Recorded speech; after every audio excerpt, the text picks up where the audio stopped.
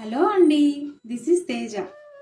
ఇదివరకు నేను social media అంటే ఎప్పుడు చూడడమే కానీ నేను కూడా చేస్తాను అని అనుకోలేదు.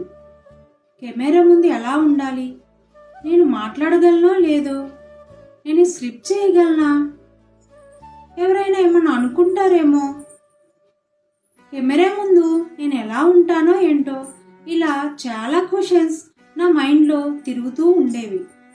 కానీ నేను ఎప్పుడు అవన్నింటినీ ఓవర్కమ్ చేసుకుని డిజిటల్ మహిళా ప్రోగ్రాం ద్వారా మేడం ఇచ్చిన సజెషన్స్తో నన్ను నేను మార్చుకోగలిగాను.